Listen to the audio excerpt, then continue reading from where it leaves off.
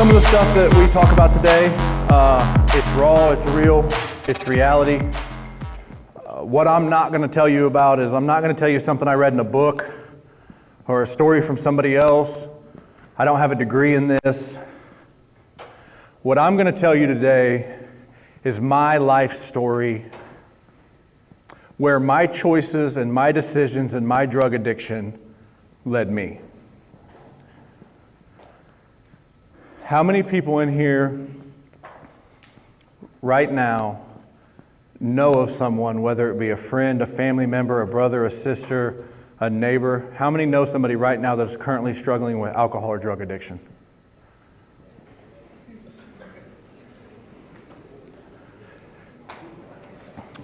This is our third high school in 3 days.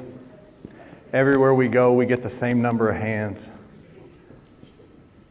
See, I grew up in a small town. I grew up in Gas City, Indiana, about 45 minutes from here. I went to Missinawah High School. I grew up in a single-parent home. So my mom raised me my entire life. My dad was never in the picture. He popped in for a short period of time when I was 7 years old. He left again. By the time I got to middle school, 6th, 7th grade, I started to hang out with some people that were a little older, and I started to drink. I started smoking weed for the first time in 6th grade. What I didn't know back then was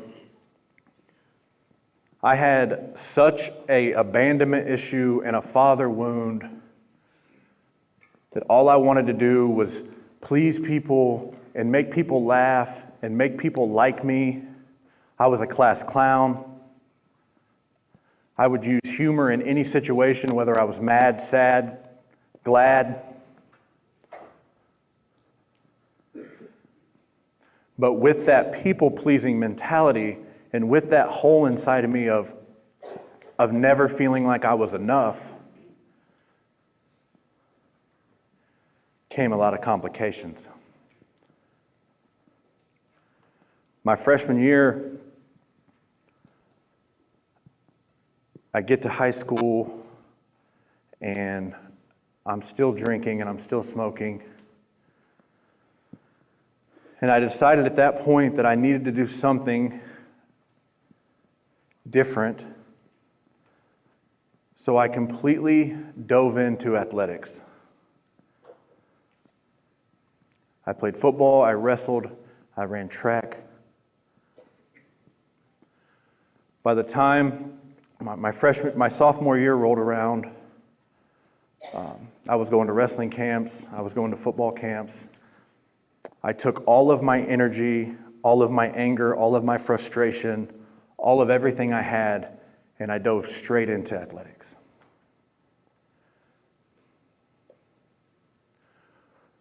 I have an addictive personality. So what that means is it doesn't matter if it's drugs or alcohol or video games or women or money or work. When I find something that I enjoy, I am all in at all times. I don't have a chill button. I don't know how to relax. Anybody in here like that with anything? When you find something you like, you know you're just all in. My sophomore year, I started to excel a little bit more in wrestling. By the time I was a junior, went to semi-state my junior year. I was all-state my junior year in football. My senior year, I was all-state in wrestling. Excuse me, all-state in football. We went to semi-state for the second time. Right after my wrestling season, my senior year, I had an accident. I broke my foot. And it was at this time, after my surgery, I was prescribed a pain medication called Vicodin. Is anybody familiar with Vicodin? Heard of Vicodin before? So again, I didn't understand what an addictive personality was, and I didn't understand what Vicodin was, and I didn't understand at the time that that one bottle of pills was going to put me on a 12-year path of sheer misery. The trajectory of that bottle of pills ultimately changed my entire life.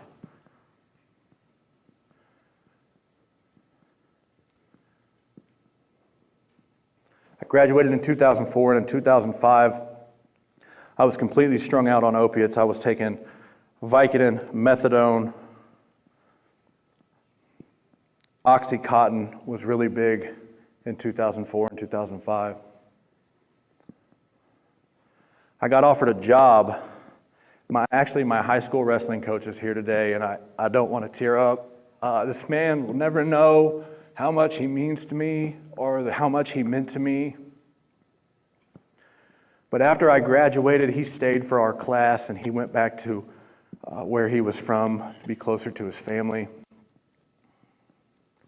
And with his opening, the assistant stepped up, and I got hired in to be the wrestling coach, the assistant wrestling coach at the middle school and the high school. And I'm 19 years old, and my community that I grew up in and that I loved, that entrusted me to work with the young people. On the outside, I wore a mask, and I felt like everything was okay, and that I looked okay, and my mental health was declining.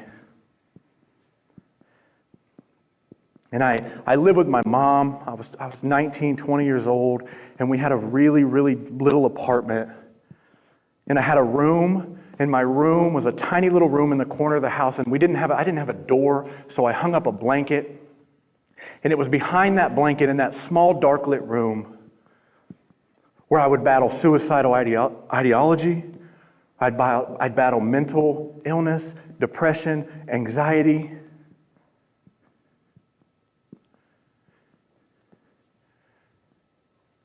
In 2006, the more I used, the worse it got, and I would miss practices. And the head coach at the time knew something was going on, but he didn't know what. And I would lie, and I would steal, and I would use, and I would manipulate. And in 2007, in December of 2007, it was a Friday night, and it was the night before sectionals. And when I should have been watching film, trying to help get my wrestlers ready for the next morning, I was sitting in that little room, and I was on the edge of my bed, and my back was hurting, and it was burning up in there, it was freezing cold in there, and I was pouring sweat. My knees were shaking, my legs were restless.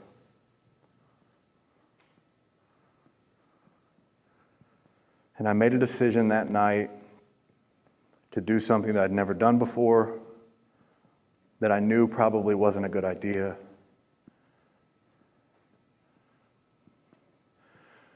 I grew up in a small town, like I said, so everybody knows everybody. And I'm still in town, and all the people that I grew up with and all my friends that were positive influences, they were off at college, or they were working, and they were chasing that dream that they had, that we all had when we were younger. And I'm sitting in a room completely strung out on opiates, not even sure if I wanted to live. But I knew that the house that was 3 houses down, I knew that my friend was in college, and I knew his parents were on vacation. So I made a decision in a blink of an eye, and I walked out of my house, and I walked down to his house, and I walked around back, and I kicked in their back door. And when I kicked in that back door, I started going through cabinets and counters and medicine cabinets, and I flipped over some mattresses. And I don't know what I'm looking for. I don't know if I'm looking for money or drugs or jewelry or electronics. But I know that I felt like I was dying, and I didn't have any other option to get money.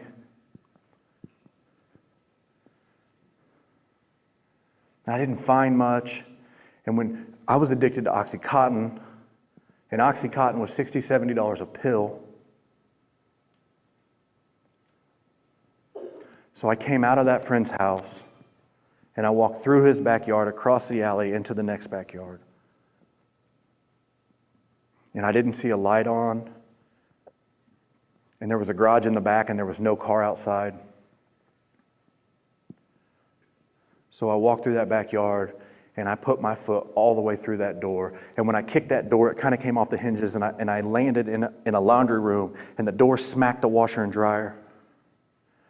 And when I walk in, I can recall back, and I remember seeing a little light.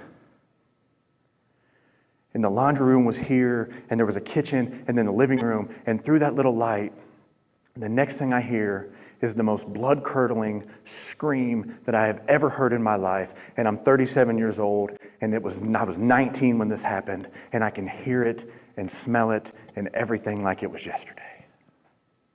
You see, what I didn't know is there was a young mom in that living room who had a newborn baby, and she didn't know what just happened or who I was or what was going on. Was I there to hurt her? Was I there to hurt the baby? I was a 19-year-old kid completely strung out. So I did what any 6'4", 215-pound man would do at that time. I took off and I ran as fast as I could. I was scared to death. That scream scared me. I was more scared than she was, I'm almost sure of it. I ran back to my house, which was less than a block away. And I got back in that little room, and I'm sitting there, and I remember shaking, and I'm scared to death. And it was only a few minutes later the cops pulled up, and they arrested me, and I find myself in the Grant County Jail for the first time. And my thought process was, I've never been in trouble. I'm not even 20 years old yet. I'm coaching in our community. I live in this community. They know that I'm a good kid that just made a bad choice. They're going to take it easy on me. I'm going to get a second chance. I sat in that county jail for 6 months, and when I went to court for sentencing, that judge looked at me and he said, because I was a coach in the community, because I was a member of the community, that I should have known better and I was held to a higher standard. I'm 20 years old at this time after the 6 months in the county. And I remember sitting in the courtroom, and I was in a chair facing the judge, and my mom and my aunt were 2 rows behind me. And that judge said, Mr. Knuckles, I hereby sentence you to 14 years in the Indiana Department of Corrections.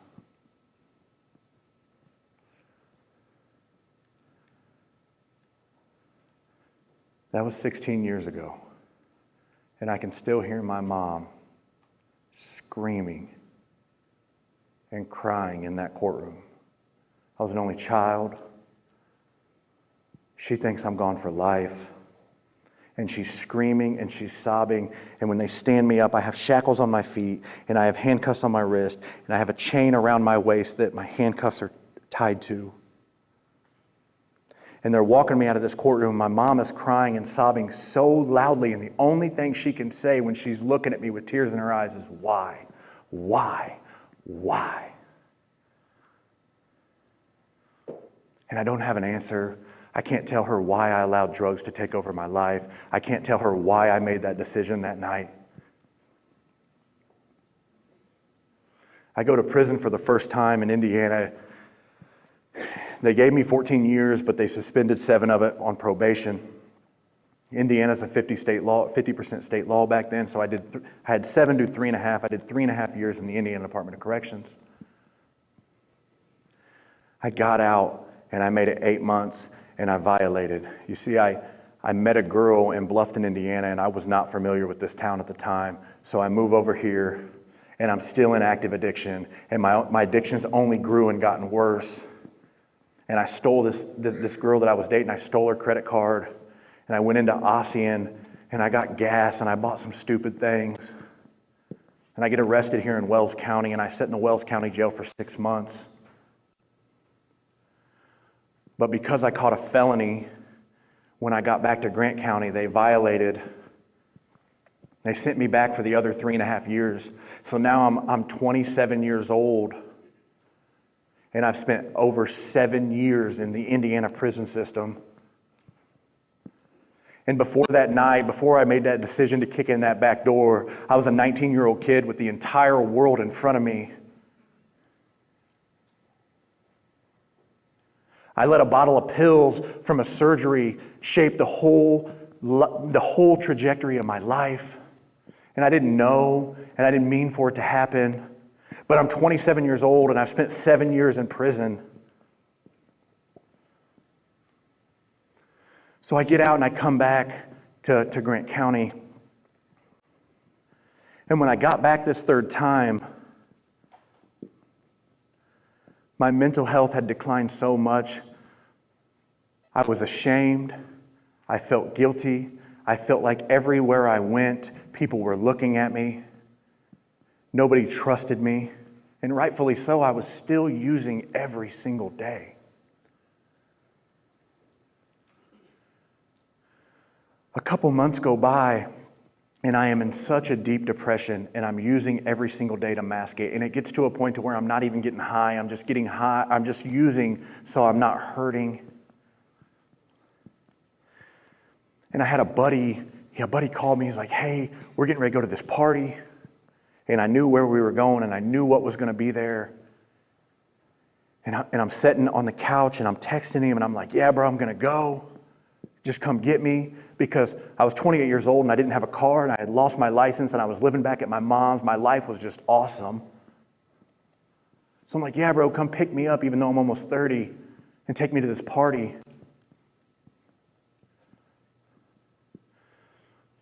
He lived in Marion. I lived in Upland at the time. It's a 25-minute drive. And in that 25 minutes, I was sitting on my couch, and I hated my life so much, and I hated the decisions I was making so much. And I was so ashamed, and I was so guilty with everything that I had done and that I'd put my family through, that I told myself on that couch that night, I was going to go to this party, and I was going to kill myself. I was going to ingest enough heroin to where I didn't have to wake up and deal with this life anymore. And he came and got me, and we went to this party, and I did just what I thought I'd set out to do.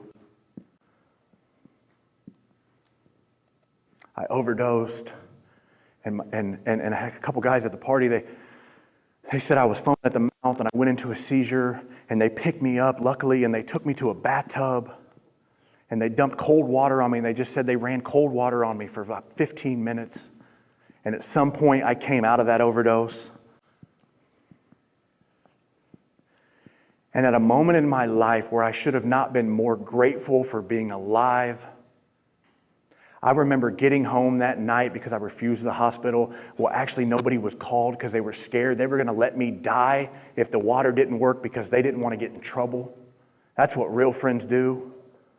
Instead of calling the cops or taking me to the hospital, they tried cold water. If it wouldn't have worked, I'd have died in that bathtub. Somebody had other plans. And I remember getting home late that morning, and I remember sitting right back on the couch, and my thinking is so flawed from all these years, over a decade of drug use. And instead of being grateful, I remember thinking that I am so useless and so worthless that I can't even kill myself. You see, that may sound silly to some, but that was my reality. My reality was, I can't do anything right. I can't even kill myself properly. A few short months later, I get arrested again for the third time. The laws have changed in Indiana. They gave me 5 years in prison, and I did every penny of that 5 years. This time, though, it was a little different. They sent me to Westville Correctional Facility in northwestern Indiana. It was a place that never in my life I thought I would be. Never in my life could I imagine going back to. It was the hardest, most physically challenging 5 years of my life. You see, what some people may not know is if you can get drugs out here in Bluffton or Gas City or Marion or Indianapolis, whatever drugs you can get here, we can get behind. It doesn't matter if it's heroin, methamphetamine, tobacco, marijuana, cocaine. If we can get it out here, we can get it in there. And I was using, and I was using, and I was using. And in September of 2017, I'm sitting in a day room. And a day room is a big open common area that every dorm has. And there's a bunch of metal, steel picnic tables, and each of them has 4 little circle seats. And in prison, I was taught when I went down the first time when I was 19 years old in 2007, that if it is not happening to you or it doesn't directly affect you, you don't pay it any attention and you turn the other cheek for your physical safety. And I'm sitting in this day room, and in this day room we had one TV was on the opposite one end of the dorm on the left-hand side, and it only played sports. 24 hours a day, it had a sporting event on of some kind. And the other end of the day room, there was a TV, and it only played movies and TV programs. And depending on what gang leader, whatever affiliation was running the block you were in, that's who chose what was on those TVs. If you didn't like it, you didn't watch it. But that day in September, there was some basketball on the TV, and I'm sitting in that day room, and I'm watching the TV, and no further from me to you, about 5 feet away, there's a table, another picnic table, and 4 guys are playing cards. They're playing spades. And I'm sitting there by myself at this table because really I'm a little bit dope sick because I hadn't been high in about a day. And they start to get loud, and the one person calls the other person out of their name. And the person that got called out of their name, he doesn't say a word, and he stands up, and he walks directly past me. And the reason I tell this story is because when he walked past me, he brushed my shoulder.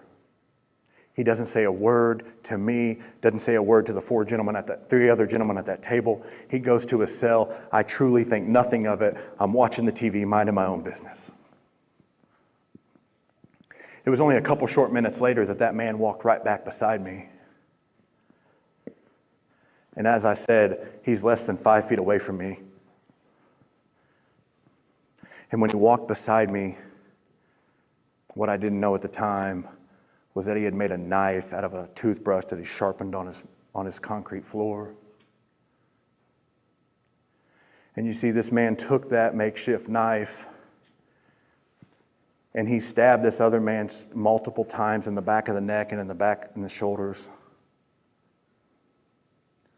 And I'm sitting there, and this man falls, and I watch a man bleed to death and die directly in front of my eyes. And the cops come in, and they spray mace and pepper spray, and they round us all together, and they shove us all back in our cells. And where I was in Westville, there's an upper tier and a lower tier, and I had a lower tier, and my door was right by the day room, and there was a little 6x4-inch glass window, and I'm watching the team come in, and they bring in a hazmat team, and they start to clean up the blood, and the medics come in, and they pick up a lifeless body and put it on a gurney, and they walk it out. And the hazmat team finishes cleaning up, and they leave. And less than 2 hours after, I just watched a man lose his life. They popped those doors, and we all went right back out into the day room.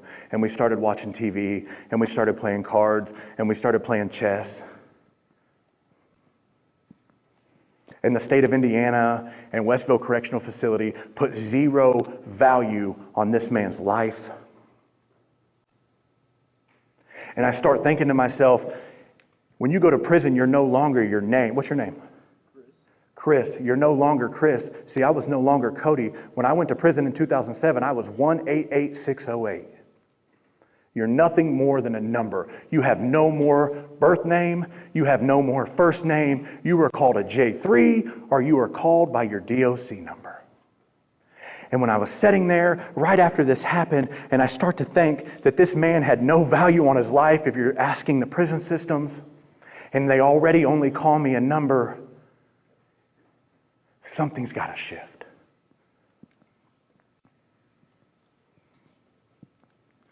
And 2 weeks after that, I made a decision that I was going to get sober, and I didn't know how I was going to get sober, but I met an older gentleman in this dorm room that I was in, and he was always reading books, and he had this one specific book. And I said, "Hey, can I borrow that book?"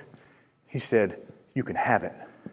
So I started reading this book, and I read it every single day. And this book brought me peace, and this book brought me comfort, and this book ultimately changed my life. And I don't tell you these stories, and I don't tell you that story about me in prison to scare you. What I told you I was going to do before I started talking is I'm giving you the reality of my life. This is what I've been through, what I have to deal with because of the choices and the decisions that I made.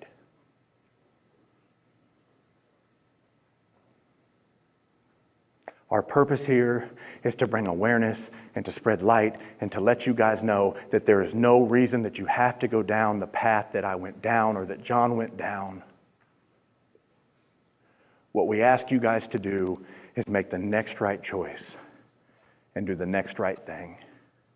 And to always keep in mind, where are my seniors? Any seniors in here? 17 years old? When you turn 18 years old, everything changes. A simple decision you make at 17 is not the same ballgame as a bad decision you make at 18. Do the next right thing and make the next right choice. I am Cody. We are Cody and John. Thank you guys so much. Yeah, this is a great event this morning. A lot of enthusiasm from the kids. I was on Norwell also yesterday, Bluffton this morning. Both events were Bluffton. A lot of involvement from the kids, raising hands, asking questions after. It's exciting to see these technical resources coming to our We're just really excited to have Cody and John come to our community to share their message. The rawness, it's real. And I think it's the students can really relate to that, and we're really hoping that it does touch their hearts, and if they do help in any way, that they can reach out to others and know that they are I think that Cody and John did a great job today speaking to the children, to the kids in the audience. I felt like they could relate with their personal stories and also brought some humor to the table just to kind of release the heaviness that the topic that they were delivering. I just thought that they did an excellent job, and I really think we're going to be able to reach a lot of lives. My name's John, and for 17 years I struggled with addiction to a lot of different things. It kind of transitioned. It started off with just like smoking weed and drinking, playing with acid, then we went to cocaine and then pharmaceuticals, fentanyl patches, methadone. I was in bad shape. But I started using when I was in high school, and I think for me, I was just trying to find a place kind of where I belonged, like a group that would be like home to me. And I was also trying to find myself, and these things I felt like made me more comfortable, you know what I'm saying, to talk to girls and all of the things that, you kind of have these societal pressures on you. But the problem is I really liked getting high, and I really liked escaping everything. And the other problem is when I started to use things, nobody really told me the bad parts about it. Have any of y'all ever heard of like dope sickness, withdrawals? Raise your hand.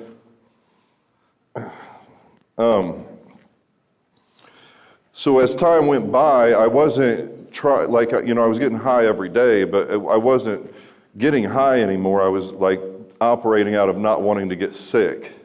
Because that's what happens is one day you wake up and you kind of realize like, man, I need this. And it changes you. It was like Cody was saying.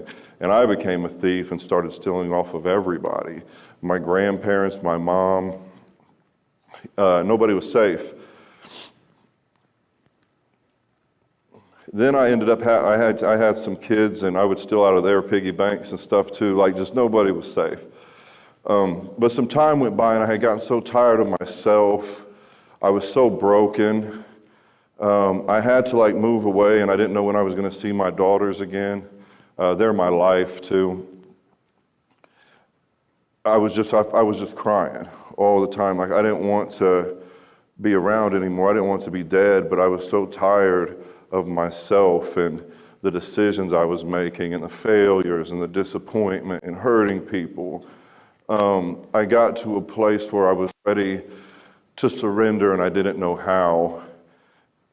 And a moment came where I had the opportunity, and I had to take this burden, like this bag of stuff, and lay it at the feet of something greater than myself. And after I did that, I got sober. It was 11 and a half years I've been sober. after 17 years of addiction.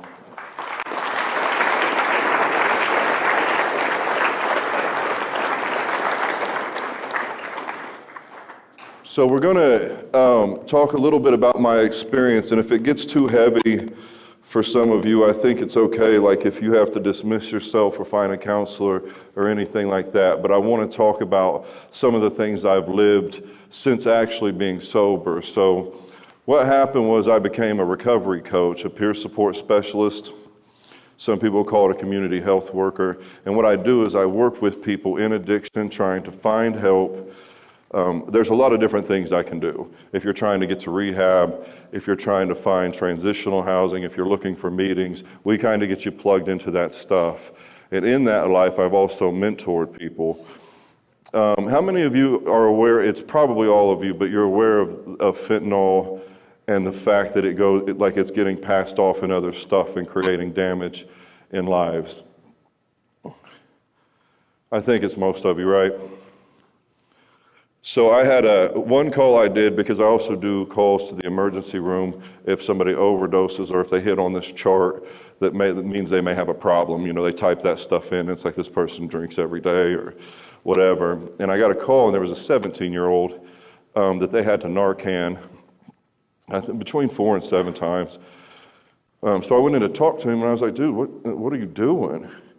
And he was like, I took a half a Xanax to calm down. And I was like, no way. But what had happened was the Xanax, it was laced with fentanyl, and it almost cost him his life just trying to relax.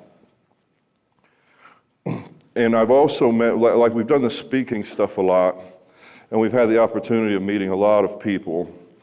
And I'm going to tell you a story about one of the most interesting people that I've ever met. We were at a church basement sharing our stories several years ago, and this mom comes up to me and she's like, I need you to talk to my son. Like, she's desperate. She was like, I need you to talk to my son. He needs help. Can you talk to him? And I was like, yeah. And so we went over, and he's 14 years old, and he's like in tears, and he's telling me, he's like, I was like, what's going on? And he was like, life's so hard. And he had been using since he was 9 years old, and he was like, it's just hard, you know. And I was like, you know, we can work with you. And we started to work with him.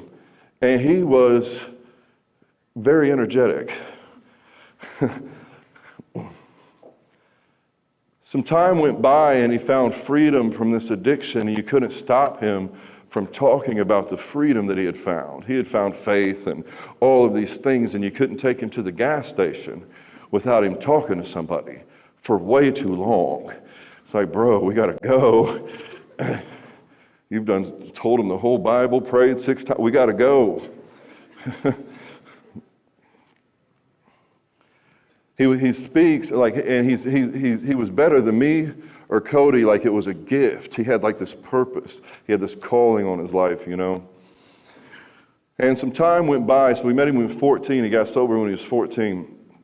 A little bit of time went by, and he had to do some time for something he did prior. An armed robbery, and so he got locked up for a while. And he gets out, and we start working with him again. He's out telling his story, but you know, he had some stuff to, you know, probably some things he went through in there that he had to deal with. But man, I love this dude. So when he gets out, he ends up, he's at a girlfriend's house, and he found a needle or something, but he shot a little something up that he had, and he overdosed. He survived, but he overdosed, and he called me, and I was like, dude, we're just got to get it figured out. You know, you just made a mistake. But he didn't see it that way. He was so, one thing was he was so embarrassed, right? It was like, I've been telling all these people about this freedom, and I'm sitting in a hospital room, you know, because I overdosed. And he felt this guilt and shame, which is something I want to touch with y'all, because like, it's normal to feel like you failed. It's normal to fail. It's normal that you're going to have times in your life where you feel like you have no redeemable quality left, that you can never get back in the good graces of the people around you. And that's really a lie, but we all feel it. I feel it. we feel like we've ruined our purpose, we've ruined the calling on our life. And that's how he felt. So in that, he would do good for a couple weeks, then he'd overdose again. He'd do good for a month, then he'd overdose again. Probably 5, 6 overdoses. So finally, he was at the trap house. You all familiar with what the trap house is? It's the place where he went to use. And I called him. Again, this is like a little brother or son to me at this point. We've been riding for years. And I say, hey, I'm coming to get you. And he said, they don't want you here. I said, I know they don't. And but I showed up, and they let him go. And he drove back with me, and he came to stay with me and my daughters. So I have 2 daughters that I was talking about earlier. One's 13 and 16 now. So he's staying with us, and I'm like, we're going to get this dude right. You know what I mean? It's my job. I know what I'm doing. I'm certified. He's going to get sober. He's going to be back out here running and telling all these people these amazing things. So he's sitting on my couch, and he's still getting high, which is a very frustrating thing because it's like, you know what freedom feels like. What are you doing? And we would have this battle constantly. And then finally one night he looks up at me and he starts to cry a little bit, which was the only emotion he had shown except for nodding out for weeks. And he said, nobody cares unless I'm doing good. I'm embarrassed. I feel guilt. I feel shame. I don't think that I deserve to be free from this. And nobody cares. That's what he looked at me and said, why he's staying with me. Nobody cares. See, when he was a kid, his dad died in a car wreck. He was like 2, 3 years old. And his mom obviously wasn't in good shape because of the circumstances we met. And he had this desire, even when he was using, it was always, hey, let's have a movie night. He would come to my youngest daughter's indoor soccer games. You guys have indoor soccer here? I love it because it's not like outdoors, it's like hockey soccer. You know what I mean? And my daughter's little, just a side note. And so she's little and she's getting bullied out there. And finally I was like, you've got to defend yourself. This has nothing to do with what I'm talking about, just the story I have to tell. You got to defend yourself, girl. Maybe this will reach somebody that needs it. And she's like, okay, because she's tough.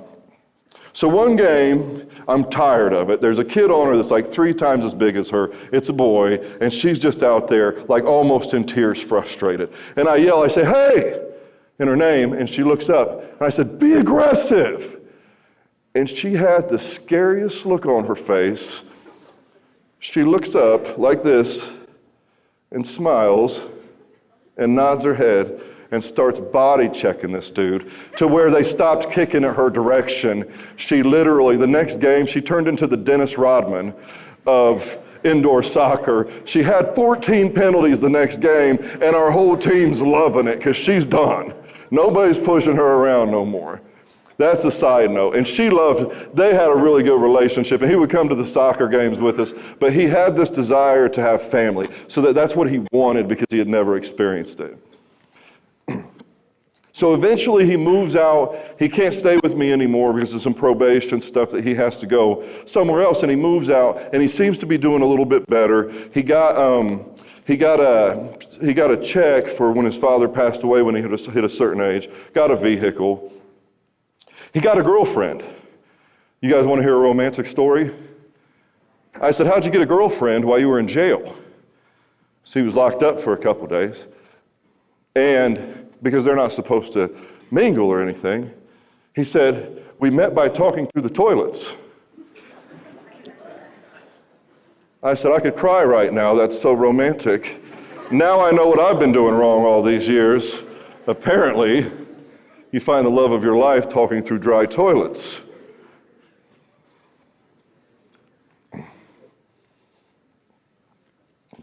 But they seem to be doing okay, and he gets an apartment, and he's excited. He FaceTimes me. He's like, showing me all the stuff in this apartment. They're going to move into it. And most of you haven't got apartments yet, but what you'll do is you'll get an apartment, and you'll get all excited about stuff we don't care about. You'll be like, dude, look at this bath mat. It's great. It's gray, and it looks really soft. So he's going through, and he's FaceTiming me, and he's telling me all this stuff, showing me all this stuff in his apartment. So then, does anybody in here use Facebook? It's kind of something a different generation uses. It's like Instagram with words.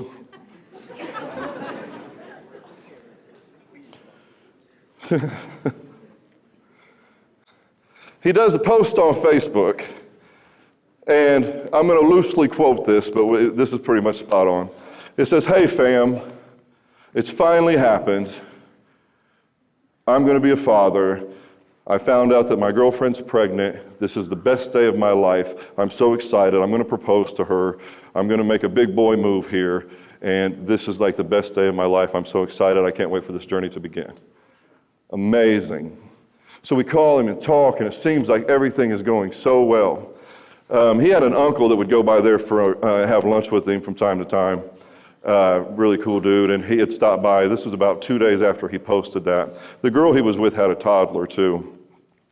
So he's knocking on the door and nobody answers, but he can hear the toddler, so he kind of lets himself in, and he's looking around, and he sees the kid, but he can't find these two. So he keeps walking, and he gets to the bathroom, and when he gets there, he looks down, and both of them are on the ground with needles hanging out of their arms. And this time he didn't make it. It was so bad that his uncle didn't even try to revive him. They were gone. A whole family taken out. Neither one of them made it. Obviously, the baby, all done. And they found out when they ran like the tox, reports and all of those things, the blood tests and everything, that he had fentanyl in his system. He thought he was shooting up heroin. And I asked myself sometimes, like, what was he thinking? You know what I mean? Like, everything had happened. I don't know if he was thinking, like, I'm going to use one more time to, like, celebrate. But he didn't make it out of that. And some of y'all feel like you're sitting in here today and you feel like nobody loves you and life doesn't matter, and maybe you feel like you've gone too far in the wrong direction, and all of that stuff's a lie. Because he said nobody loved him. But I had to tell my daughters that he wasn't coming, we weren't going to see him anymore. And they cared. And I was writing this eulogy and like crying, and this paper, like the paper I was writing it on, I kept ruining pieces of paper because I didn't want to be there. How many of y'all can honestly say, like, if one of the people sitting next to you didn't come to school tomorrow and something happened to them, that it would crush you and you probably wouldn't be the same? How many of y'all? You can't say that nobody cares about you and that nobody loves you. That's right, hug it out. Have a moment, everybody.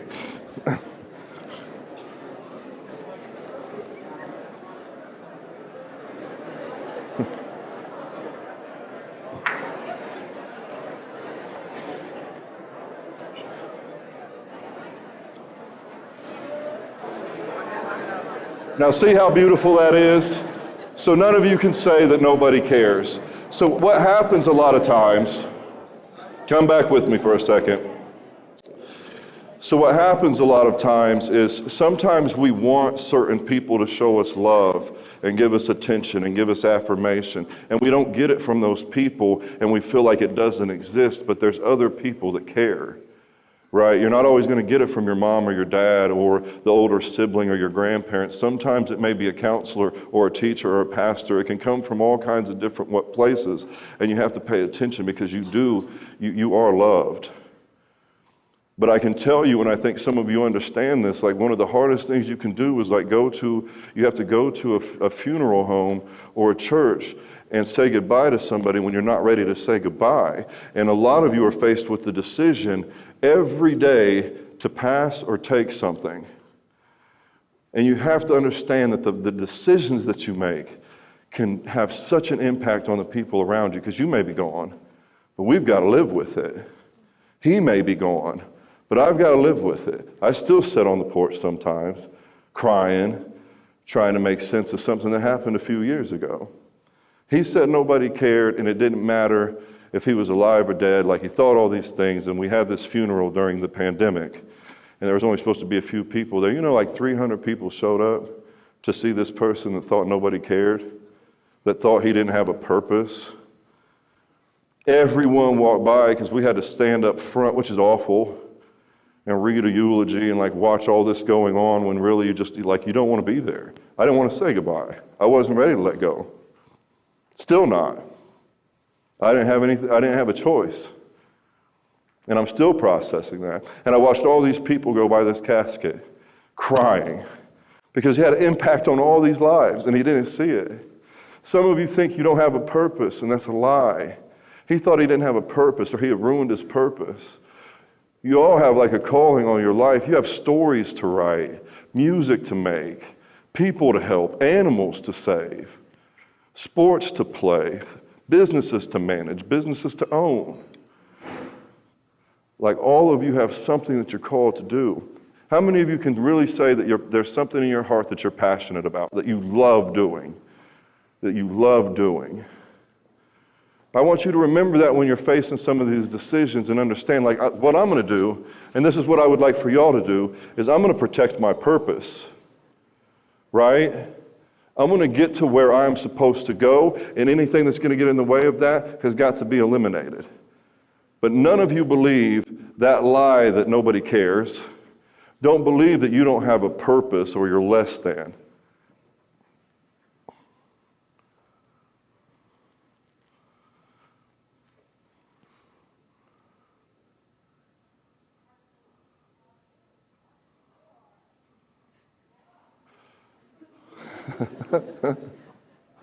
Some of you on a daily, this is happening at least weekly, you don't know what's in the stuff that you're taking. We've lost people, literally high school kids, because they smoked a blunt that was laced with fentanyl. 2 of them overdosed, 1 of them didn't make it. Nothing is safe out there. You have to be extremely cautious. And I'm not here to scare you. Actually, what I'm here to do is I want to see all of you reach your potential. Right? I don't want you to leave here scared. I want you to leave here motivated and understanding that you're loved and you have a purpose. That's what I'm here for, is to tell you that you're loved and you have a purpose. And if something happened to you, that would devastate the people around you. I see it over and over again.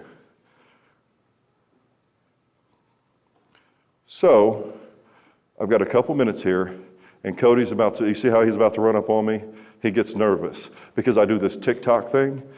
And I like to get like the students in the TikTok. That way we can kind of detox from all this heaviness. Is anybody down to do a TikTok with me? No? He didn't move. All right, when we're done here, anybody that wants to just come up and talk to us, take pictures. We're gonna have a few minutes and we'll do one. I'm John with Cody and John Speaks. We really appreciate y'all having us here. Thank you so much, and remember to protect your purpose.